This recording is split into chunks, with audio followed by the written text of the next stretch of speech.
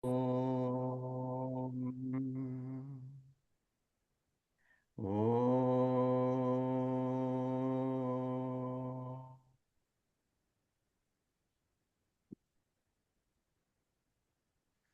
Om.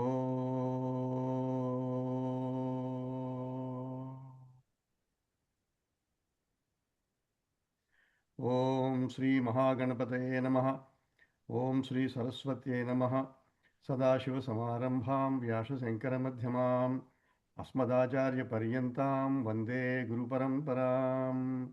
Vande Guru Paramparam. Shruti Smruti Purananam Alayam Karunalayam Namami Bhagavad Shankaram Lokashankaram Shankaram Lokashankaram Samastajana Kalyani Nirtam Karunamayam Namami Chinmayam Devam Sadgurum Brahmavidvaram Sadgurum Brahmavidvaram Om Sri Tapona Sishyaya Namaha Om Sri Chinmaya Sadgurave Namaha Hari Om. In the last class, we have given a brief introduction of what Upanishad means, who is qualified for that, and what is the Vishaya, subject matter of the Upanishad, and what is the Phala. Phala means what is the Prayojana, what do you get by listening to the Upanishads. So briefly, Upanishad eradicates our preoccupation with the world because it is not the source of our happiness. And how does it do it? By teaching us where really the happiness lies in our life. And the result of that, what happens is our dukkha pravritti, means going after limited things, will stop.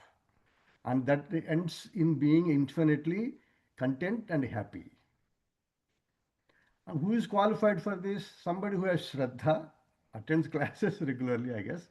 And second, who has concentration, enough concentration by doing the Nishkama Karma and also doing the Upasana. So those who cannot digest it, they continue listening to it, these qualifications also slowly accumulate. So the process is daily, those who do the Panchamahayajnas like daily worship and then respecting our scriptures and also respecting our teachers and then taking care of our parents and also elderly people, those who don't harm the bhutas means the life beings like that Panchamaha, those who do selflessly, they gradually accumulate purity and their mind stops when we are listening to these talks. And then that becomes a reality. In the beginning, those who do upasana, for example, those who worship Shiva, for them it is hard to sit. But as they develop the taste, they feel the vibrations when they are doing the archana. And then our mind starts looking forward to it. In the same way, when we gradually indulge ourselves immerse ourselves into the teaching of Upanishads, our mind starts to feel itself, means its source, it starts being calm, and then enjoys itself by itself. That helps slowly to grow out of our ignorance. Okay, that's one. Okay, so in the previous class, I concluded it reading Sankara Bhashya a little bit. I will read it again before we go into the topic today. A little bit of that I will read again because this is the same introduction I have given now. He says, Karma hetuhu kamaha syat. What is the reason our tendencies are outwards? Our intellect, our mental, and our physical, BMI. These are all always extroverted. What is the reason? It is kamaha. It is a karma hetuhu kamaha syat. Desires. Behind desires, we have programming, conditioning called vasanas in us. So basically, we project the world to enjoy our desires which are inherent in us, latent in us. We don't even know that we are doing that. Pravartakatvat.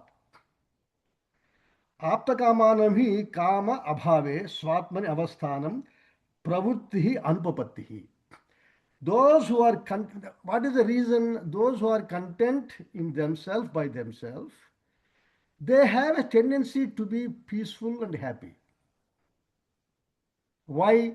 Because their mind does not go after small things. It is seen. Those they become less involved, they become tend to be quiet, they don't present themselves, they enjoy watching people, but at the same time they are like a witness because they don't have any personal fulfillment to get out of the world. Apta kama, that's called. Atmakamitve cha apta kamata. Though apta kama means those who are fulfilled. The those who are fulfilled, apta kamata, they have fulfilled desires as though. Atma hi Brahma. When your mind itself reveals in yourself, that is Brahman. You become infinite. We do not know that. Actually, we become infinite many times in a day. Whenever you are sleeping or whenever you are between thoughts, when there is a movement of the mind, you are always in a state of peace. You have to extend it by chanting the name of God or by reveling in yourself in the quietude. That is samadhi actually.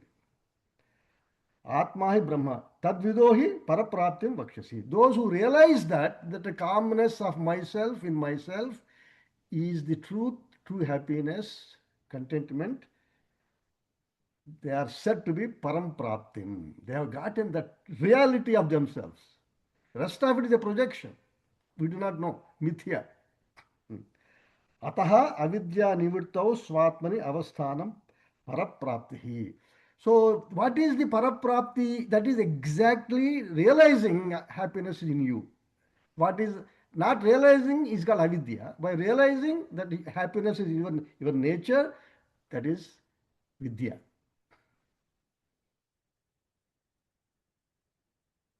See, those who are devotees of God, they when they say Shiva, Shiva, Shiva, Shiva, temporarily they feel the happiness that they are doing during the puja. Now you make it real. But our mind shifts back to the outer world. Shiva means happiness, pure happiness. Mahashivratri is coming in 2 days. That's a drill. Mahashivratri is a drill to stay within yourself without any other avocations during the whole day, including reducing the food and not eating food. Some people don't even drink water. And then they don't turn TV on. At least one day in a year. And then chant the name of God as much time as you can and then be quiet. Talk less. So this is the basically I'm trying to impress upon you what is your in you, it's already there, but we are looking outside by mistake. We are not getting anything new. Self-realization is not getting something. It is only realizing that you are mistaken in the past. Removing the error. That is self-realization. Now, in see what makes Sankara Bhashya very interesting and very fascinating is he raises the questions in order to establish the teaching in our heart. Shankara himself raises the questions. So here, one important question that we all should digest, I will, on behalf of when Shankaracharya wrote, I just summarize it and answer what he says. Okay. The question is, you are saying karma is a binding, karma is caused by desires. So what if I manage my karma? So the person is asking a question, what if I manage my karma? Because karma siddhanta he knows. It's the Purva Mimamsa, it's a Purva Mimamsika it is called. So he believes karma is supreme. There is no such thing as jnana. That is unfortunate, but that is how it is. We have different groups, schools. I would not say it's unfortunate, different schools of thoughts. All thoughts the Shankaracharya addresses. So this is important. In this context, he will address this. So he asks, what if I manage karma? So what he is saying is, I will do nitya naimittika karma regularly. Whatever is assigned to me that I should do, and naimittika karma means whatever incidentally comes to me, like Shraddha karma or Mahashivratri, incidentally. And Nitya karma, daily puja, Panchamahayajnas, but I do that nishkama, without any expectations out of it.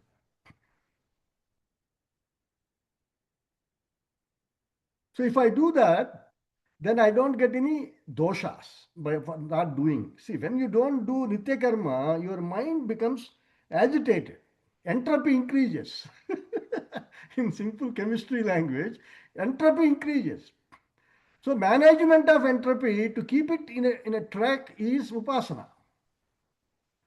So if you don't upasana, you do something, some other something else. You sleep or you watch TV or something. So those increase the disturbances, the entropy increases. Chemistry of mind. But if you manage by nitya, naimittika karmas, though you are able to contain the disturbances. That is why if you don't do that, it's called pratyavaya dosha. Dosha of not doing what you are supposed to do. So by doing nitya naimittika karma, I will avoid pratyavaya dosha. If some pratyavaya dosha occurs, then Shastra also has some advices. Those advices are called prayaschitta karma. Do extra havan or some what are prescribed duties, extra chanting next day, like that. So then I will do prayaschitta karma, so that I will not disturb my mind.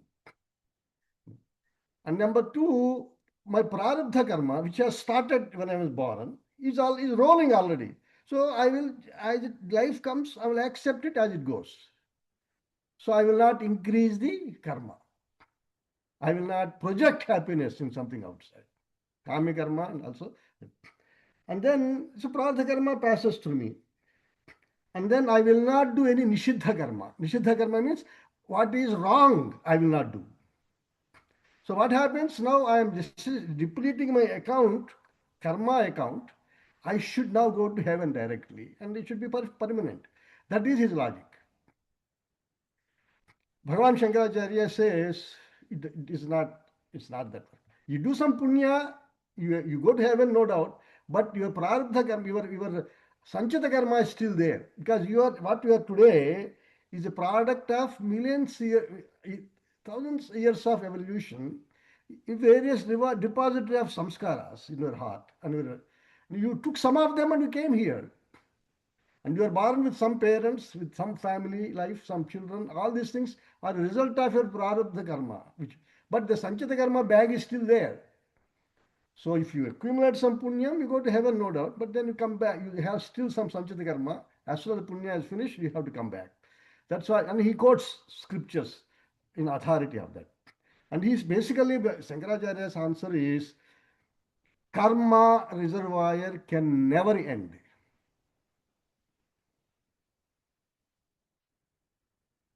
Only way it will end is through jnana. He says karma is a different category altogether. It is in the field of objects and external outside.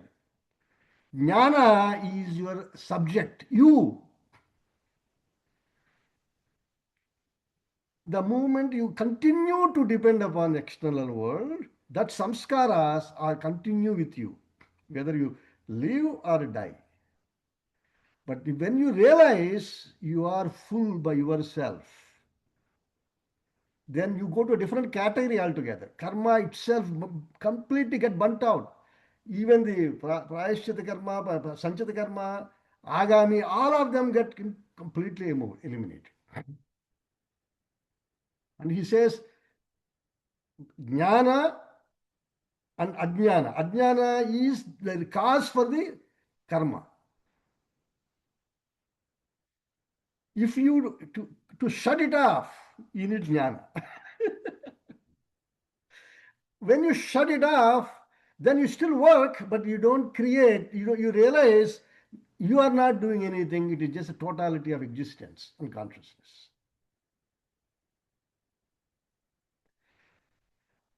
It is very interesting. You can go through a lot of discussion on this. This is Bhagavan Krishna also says this in Bhagavad Gita. So he says, chapter 2, 33rd verse, he says, Shrayan Dravyamaya Yajnat Jnana Yajna Parantapa Sarvam Karma Akhilam Partha Jnane Parisamapyate. Chapter 4. All the Dravya Yajnas means the physical activities that we do, like Pancha Yajnas, Pancha Mahayajnas, or Nishkam Karma, or even the Nitya Naimati, all these things are Dravya Yajnas. Greater than this is Jnana Yajna. Why? Sarvam Karma Akhilam Pardha. All the tendencies to perform and get something out. Jnane Parisamapyate. Sri Krishna. Clearly he says, the moment you realize you are that infinite presence, impersonal, pure, independent, peace, then you become witness to your thoughts. You become witness to the world. And you realize it is arising in you. Now you don't know because you are already caught up in the world. The person who is already drowned in water will have a different perspective than who is standing on the bank and watching. Those we are already drowned in our thought processes, in our projections, mental vibrations and waves. Once you are drowned in it, you look through it without your knowledge. Then you make comments. But the moment you step out, you are free. That is what difference is. Sarvam karma akhilam, complete karma. Partha jnane parisamapyate. It takes its totality of disappearance in it. And he also says, verse number 37, chapter 4, Yadhaidamsi samidhogni bhasmasat kurute arjuna jnanagni sarvakarmani bhasmasat kurute tadha. Just like fire burns away all the sticks, samidhas, that you put it in the homagni, burns completely into ashes. In the same way, Jnana Agni Sarva Karmani Bhasmasat Kurute Tadha. The realization of your pure being as the source of your existence and byproducts will destroy all these things. Here, Sarva Karmani, he said, Krishna said, Sanchita karma as well as Agami karma. The moment you realize, Swami Chinmaya Maharaj, he used to say this, how is it possible? So a lot of people ask a lot of questions, and he used to answer this question very beautifully. Yeah. He says, suppose, and in his language I am explaining, because this discussion is very important for why you have to study Upanishad. That's why I'm taking extra time. The Upanishad destroys projecting mind. So you have to understand this in the beginning itself. It destroys the projecting mind. So the question is, how is it possible Jnana can burn away all the ignorant tendencies in one shot? So Swamiji used to say, in his inimicable style, Gurudev used to say, he answered this question. Suppose a businessman is married at the age of 19 years. Then he is doing business, he's traveling. So sometime he went to a different country, he was staying there for a couple of years. Unexpectedly, he fell in love with a lady there. And then he now has two wives. Then a situation where arose such that some family needed situation where so they approached him and they ended up saying, okay, I will marry. So he married three girls, one at 20, one at 19, one at 25, one at 30. Three. When he reached around 70 years, he had heart attack and he passed away. Now the question is, wife number one, wife number two, wife number three. Who becomes widow first? The one whom he married earliest, or the one who married later, or who married recently? Who goes widows first? Swami Chinmaya said, all of them become widow at the same time. Why? The moment he died, the husband is no more for all of them at the same time. Exactly in the same way, the papa you did in the past or in the present or future has no relationship other than ego. The moment the ego dies, boom, all of them at the same moment they're all dead. So how is this Sarvakarma, Bhaspasat Kurute, how is it possible at the same time? Because all of them have the same common cause. That is your projective mind, which is ego. So it is possible.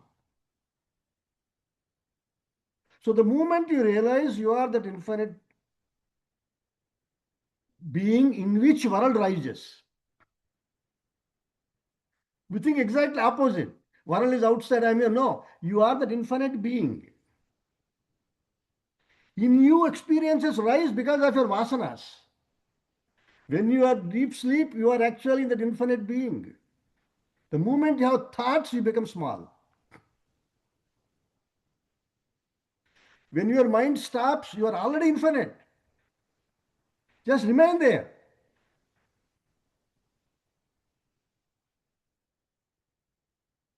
They have no vibrations in the mind. When they have no vibration in the mind, it is a pure being. So this is what is trying to impress upon you. All Upanishad's attempt is to impress upon us we are not this little thing we are imagining ourselves. That imagination includes your body also, your mind also. They are all only appearances in your totality of presence. They have no power on you. So with this one, I will go to the this question is that he actually the question and answer session between Shankaracharya and the opponent goes for about 5 pages. I just took one fundamental question and I wanted to answer that. That's why you get to the clarity why we should study Upanishad. Now now we will take up the Shanti Mantra for the Siksha Valli. So may we please see Shanti Mantra for the Siksha Valli, please.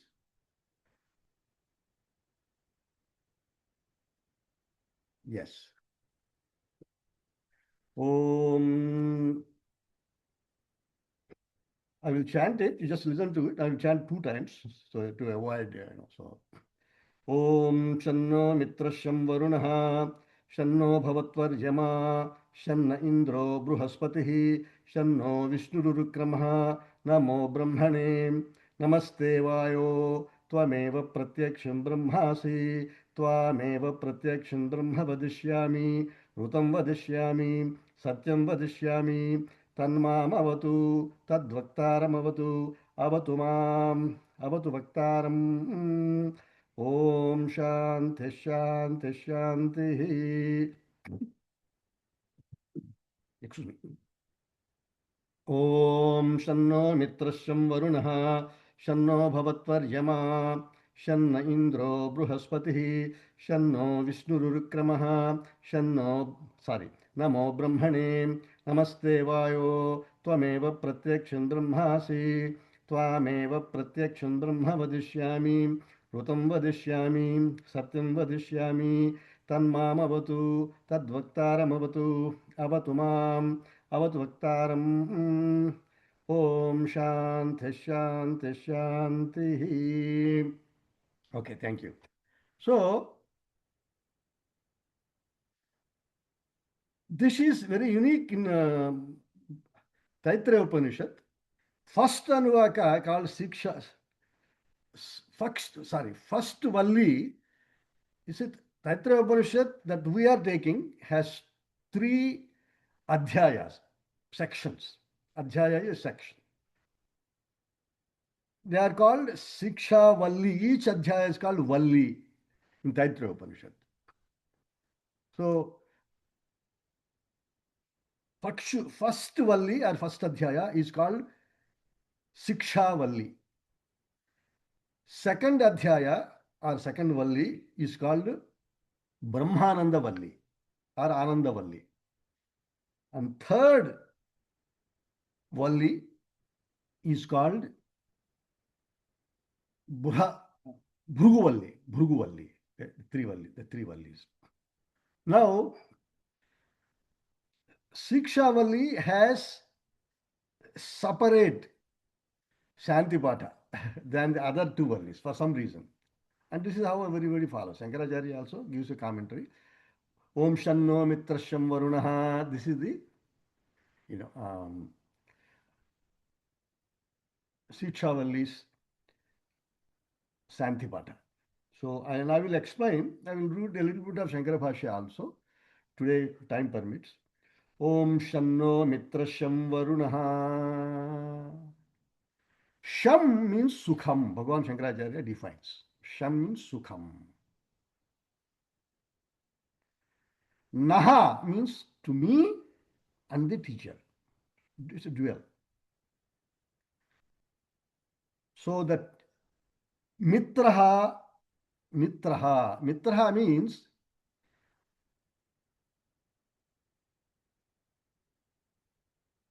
the day, light, the sun in the day, you can say. Daylight is Mitraha.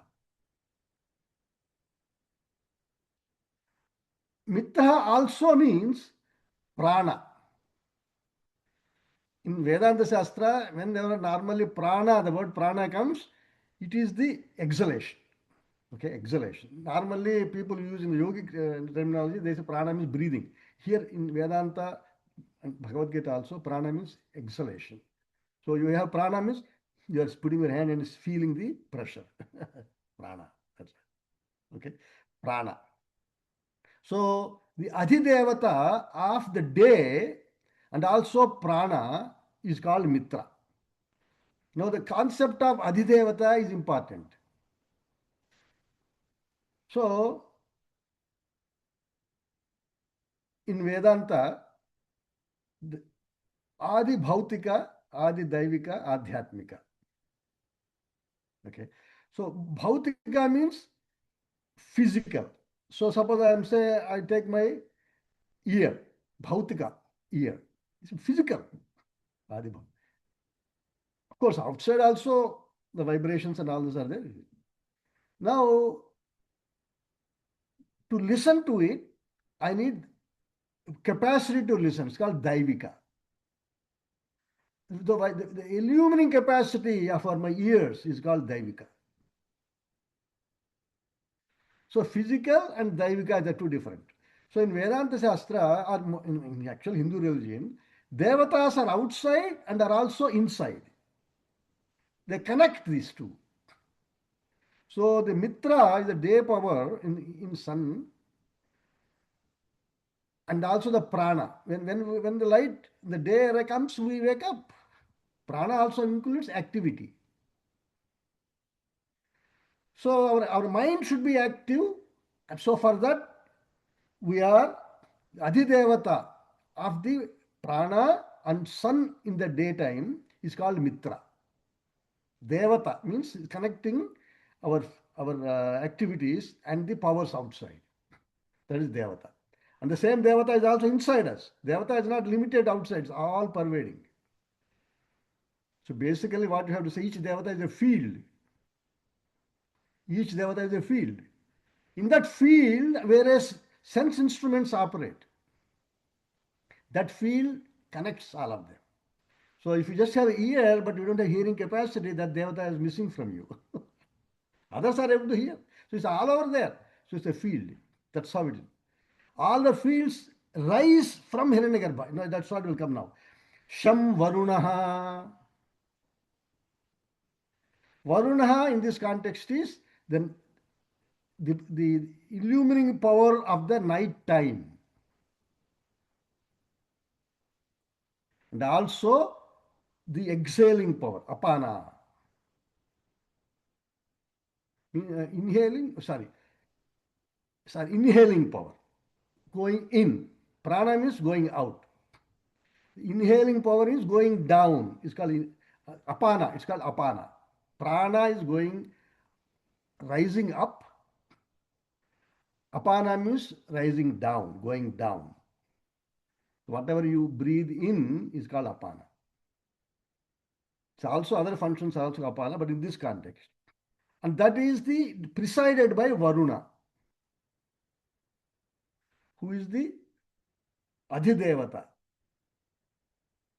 Okay, so the Varuna means the even night, the deity presiding the night time. May he be auspicious to us. So that way we get recharged for next morning. Otherwise, if you don't sleep well, your memory doesn't work properly. And you cannot function alertly. That's why. Shanno Bhavatvaryama. Aryama means the light, our eyes, Devata protecting, connecting our eyes, and the light that is coming from the actual sun. The sun and the eyes have a common deity that connects them in the field. That is the Aryama. So same sun in three states of operation. One is in prana, one is apana, another is I. Three of them. Shanna Indro. Indra is the Adhidevata of power in us. Ability to withstand, ability to do our duties to serve Guru, ability to constantly revel, physically strong strength. Shanno Bruhaspatihi. Bruhaspati is the Adhidevata of the Buddhi, intellect. Vedanta Shastra, intellect is very important. With Jnana, it is based upon Jnana. Shanno Vishnu Rurukramaha. Rurukramaha means the one which has a very long steps. That Vishnu be auspicious to me and my Guru. See, it's important, if your feet don't work, you cannot come to the class, cannot sit. If your sits are always jittery, then your mind cannot concentrate. There's so many things, So I will use the lift, but you have to go to the lift. So all these things are important. They work properly and in coordination with one another.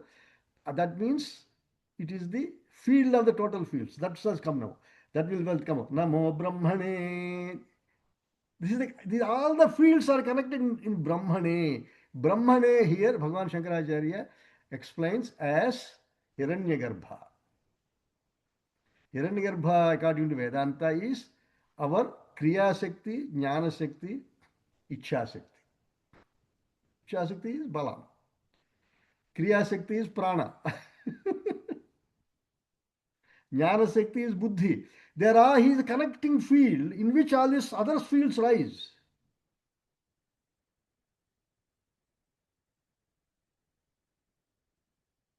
So when you are actually in deep meditation, you are taking the blessings of Brahman, Hiranyagarbha. So that's why he said Namo Brahmane Hiranyagarbha. He is the I'm repeating again, he is the Ichha Shakti, Kriya Shakti, Jnana Shakti, Adhidevata. All of them together, like a mother of the universe. In fact, mother of the universe is Shakti of Bhagavan Shiva himself. So it's in a different way. He's a creative force actually. Whole universe is because of her. And Hiranyagarbha is a product of mother. So I need to correct that. Namo Brahmane Namaste Vayo. Here, Vayo means Vayu Devata, no doubt, which is the Adhidevata of our sense of touch. But here, according to the commentators, Vayo is equated to Hiranyagarbha because Tvameva Brahmane Namo Brahmane Namaste Vayo. They are equated because any one of these Ichha Shakti, Kriya Shakti, Jnana Shakti can be taken as a indicator to Hiranyagarbha. They took the as Vayo. Any power is indicator of other powers. So he took Vayu because Vayu is what? It's pervading and it also whole body it is connected. So it indicates expansiveness also. So in this context, Hiranyagarbha and is also equated to Vayu. In Prashnopanishad it comes, when the Vayu leaves the body, there is argument between all the devatas that are residing in the body. They fight who is better, who is bigger. Agni is Vag Devata. Surya is I, like that. Ashwini Devatas are nose. So they are all Vag. They all have arguments. Vayu is the touch. Taste is Varuna. According to this is according to the Tattva Bodha. So they all argue with one another. And then they start finally they say I am more important, you are more important. There's a discussion goes on. So they say, okay, only way to test is one by one, you start leaving see what happens. So first Agni Devata starts leaving, but body is still alive. Ashwini Devata starting leave, body is still alive. So finally prana starts to depart. What happens is all the senses start collapsing because they don't have any supplier. So the pranic field, which is Sutratma, it connects everything. Called Sutratma also. And that is like that is a matrix of one by one, and then encompassing all of it is Shiva and Shakti. Consciousness in Sat. And that is all pervading. So therefore, if prana, see, all of them pray prana. Sorry, we didn't realize you are the biggest, you are the most important in us. Sorry, we didn't, now we know. So they pray him. And so prana, that's why Hiranyagarbha is equated to prana here. Tvameva pratyaksham brahmasi. So now they are saying Vayu or Hiranyagarbha, you are the pratyaksha Brahma. Because Vayu we feel by sparsha. Therefore, you are indicator of godliness directly to our senses. Pratyaksha means there are three words in Vedanta that frequently come. Pratyaksha means what you objectify through the senses, called pratyaksha. Paroksha means somebody describes to you, you don't directly see it, but you have an idea. That's called paroksha. So people call Amma, mother of the universe, a Devata. Now you have an idea. It is connecting various powers inside and outside. That is Devata. So now a paroksha jnana you have. But when you explain it more and more, then suddenly it starts becoming. So Devata is a paroksha because you do not see physically. You experience, but physically you don't quite directly call it. So a better example, simple example is suppose you did not go to New York City. Somebody explains to you about New York City. It's paroksha jnana. It's jnana only, but it's paroksha jnana. Then aparoksha is the third word. Aparoksha means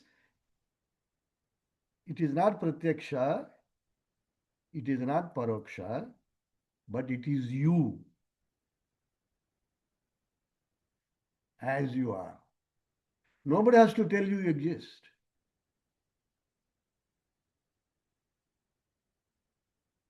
That is aparoksha jnana. That is also jnanam, but aparoksha jnanam supports these two. That is the great grand field, unified field. In that unified great grand field, others borrow Shakti. And then they have Devatahood to connect and operate the universe. But they themselves depend upon the aparoksha existence, consciousness. That's what Tameva Pratyaksham Brahmasi, Tvameva Pratyaksham Brahma Vadishyami. He repeats this again, and the indicator here is you are also aparoksha in my heart. Brahma Vadishyami. You are externally experienced as well as you are the cause of all the experiences. That's as a Brahma. That's why it's Brahman. Vadishyami. Rutam Vadishyami. Satyam Vadishyami. So Rutam and Satyam normally means they both indicate truth. Truth means Satyam means truth. The word Satyam indicates truth. Truth means changeless or something that you follow in your conviction. That is truth. So it has two contexts. What you mentally realize as the injunctions of Shastra, as mental level, is called Rutam Vadishyami. I am going to be truthful to my mental understanding. Satyam Vadishyami. That mentally absorbed truths and digested truths, I will also follow in my physical practices using Vak, Kaya, and Manas in transactions. So my buddhi is educated with the knowledge of what is true, what is dharma, how you should act. Then I will also follow that what I know in my buddhi, I will also use it at my mind and Vak and sharirik levels. If you do that, that is called Satyam Vadishyami. That is called Satyam.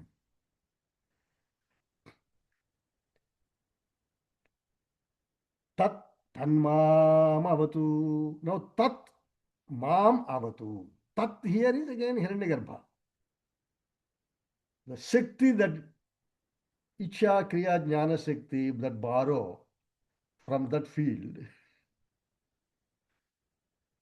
is Hiranyagarbha. That Tat. Mam means me. Avatu. May it protect me. Tad Vaktaram Avatu. That Shakti also protect the teacher who is teaching. Vaktaram is teaching. Otherwise, if he cannot talk, there is no relationship. There is no teaching and student. Both of them. This is the greatness of Sanatana Dharma. They always pray for the Guru's well-being, good health, so that they continue properly. They also, it's called upasana. They invoke the grace, acknowledge the fact that we are just dependent entities at the transactional level. So in order to acknowledge that, they invoke all these fields, devatas, in which we all exist. Tad Vaktaram Avatu, that they may protect my teacher, who Vakta means speaker. Avatu, Avatumam. Again, he is repeating Avatumam. May he protect me. Avatu Vaktaram. May also protect my teacher. Bhagavan Shankaracharya says the repetition of this is an indication that Adara Bhava. Adara Bhava means Shraddha and also, let me read the Bhashya now. A little bit, because it's very powerful. When you read at least a little bit of Bhashya, you enjoy this. That's why it's very powerful. So this page number 12 and 13. Adara Bhava, Telugu people understand it. You have respect and also interest. That's called Adar. When somebody visit your house, then you receive him with Adara Bhava, means you respect him and also show personal connection with Asakti. That's why. So, I will read only the part where he explains Rutam and Satyam and until till the end. Okay. All of the mantras, I can explain all of it, but then there's no need. I already explained. Just like the way he wrote it. So he says, Shankaracharya says, Rutam yatha shastram yatha kartavyam buddhau suparinishchitam artham. He defines beautifully. Rutam means yatha shastram, as per the scriptures, yatha kartavyam, how we should behave, buddhau, that clarity, suparinishchitam artham. It well understood in your mind. That is called rutam.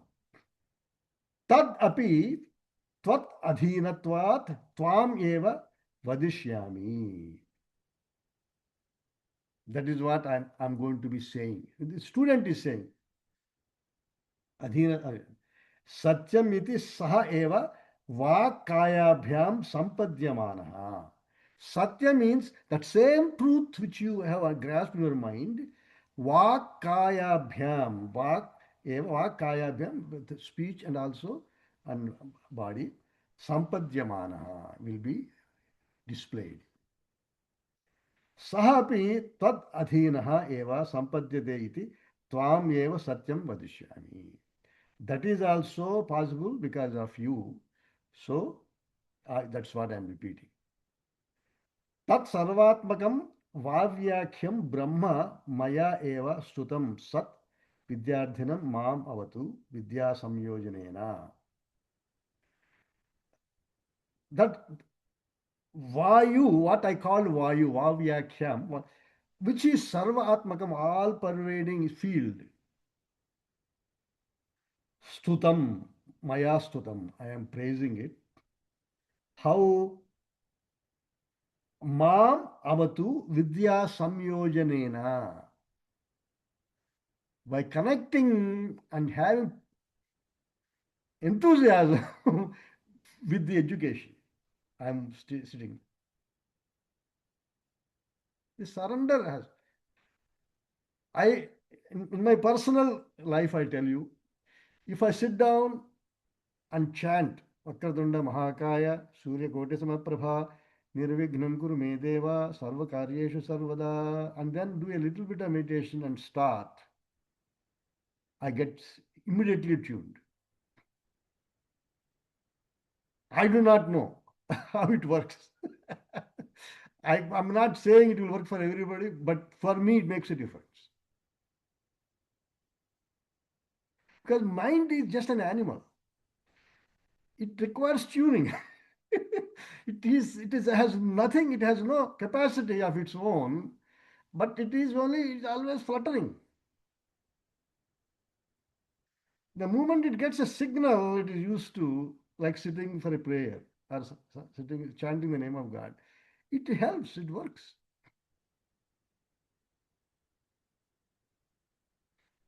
So I made it, I noticed that all the time.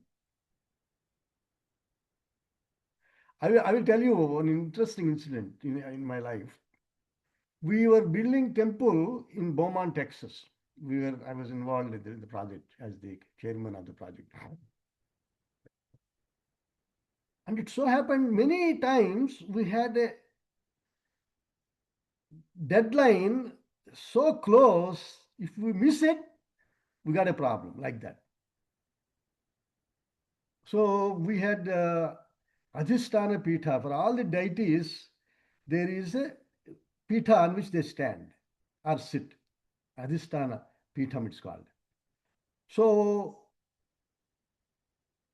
we had moved, one weekend we moved them all from the storage into the temple platform. Everything unplanned and planned properly came together by grace of God. They are big ones. It's a very big story. Let me not go into that. One day we had to do homakundas. The homakundas also have to be done by Vastu because for the inauguration ceremony, um, we need to do homas before we actually, and then we have there are various rituals are there. Part of it is um, the home kundas, three home kundas we had to make. And we had one weekend for that. And that day, the Stapatis have come from Houston. It was a small town near Houston. Stapatis have come, and then they started planning it out, and then and then suddenly he said, this rain started coming. And he said, Subraji, we made a mistake. I mean, we normally pray before we start the work. Please give us some time. Then he took off some time and he had some materials in his pocket. And he did some chanting and then he put some akshatas and then some turmeric and some kumkum. And then he invoked and then he started work. The rain stopped. I'm not joking.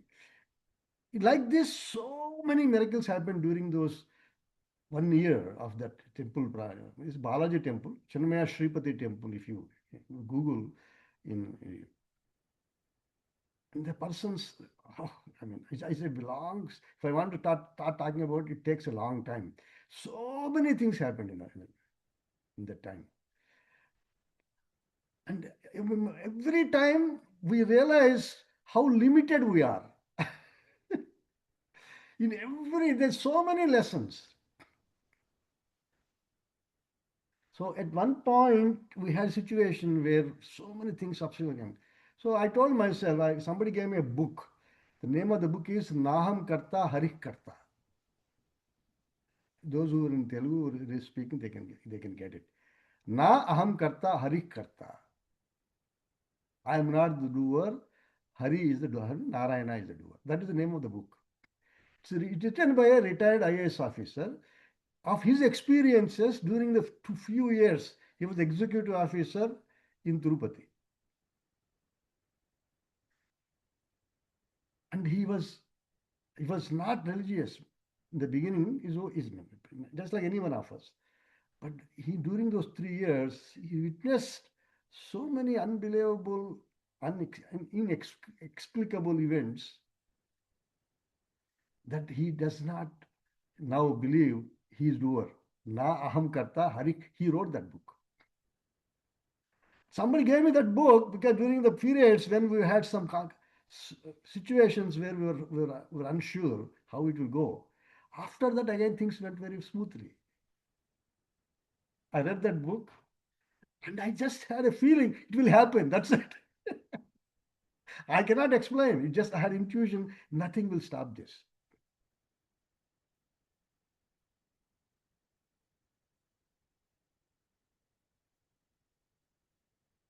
So how? This is basically the way it works is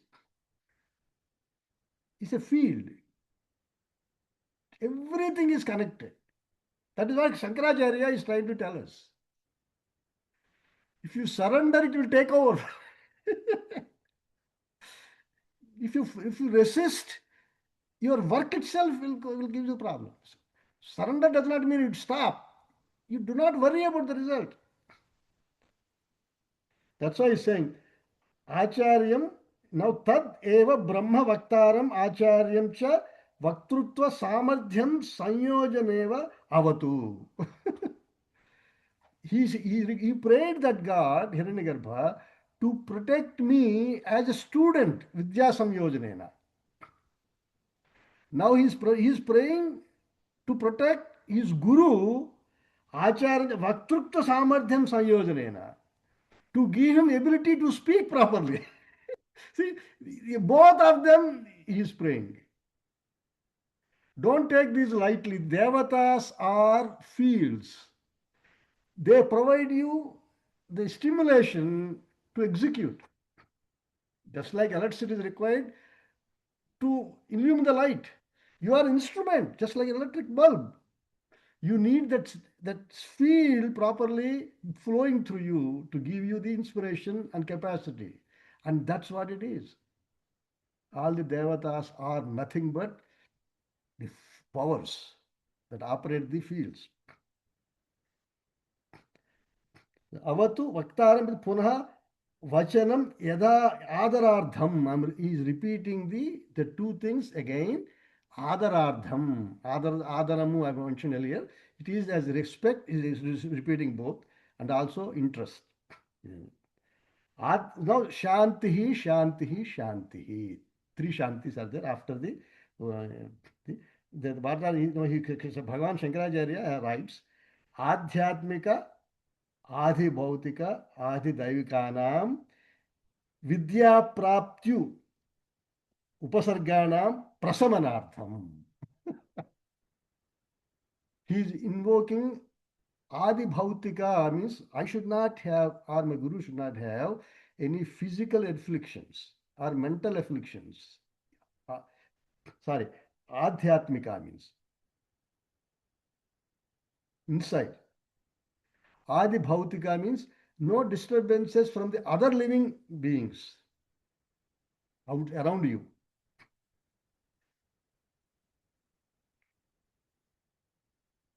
Adi Daivikana means Daivik powers. Daivik powers are also very important. Like suddenly electricity is not in your control. There may be a, internet might might drop. Nowadays, the Daivika definition is much easier to explain if you take it that way, look at that way. Or there might be earthquake, or there may be tornado. Then you have no choice. Like this, all those which are not in your control outside, Daivikas. Prasamanartham, to withdraw them. Prasamana means to neutralize, to make them ineffective. Prasamana means take their blessings so that they do not overact on you, pull a fast one on you. That's all. So we'll chant the Shanti Mantra again, then we'll conclude. Om शन्नो मित्रशं वरुणः शन्नो भवत्वर्यमा शन्न इन्द्रो बृहस्पतिः शन्नो विष्णुरुक्रमः शन्नो नमो ब्रह्मणे नमस्ते वायो त्वमेव प्रत्यक्षं ब्रह्मासि त्वामेव प्रत्यक्षं ब्रह्म वदिष्यामि ऋतं वदिष्यामि सत्यं वदिष्यामि तन्मामवतु तद्वक्तारमवतु अवतु माम् अवतु वक्तारम्. ओम शांति शांति शांति. हरि ओम. श्री गुरुभ्यो नमः. हरि ओम.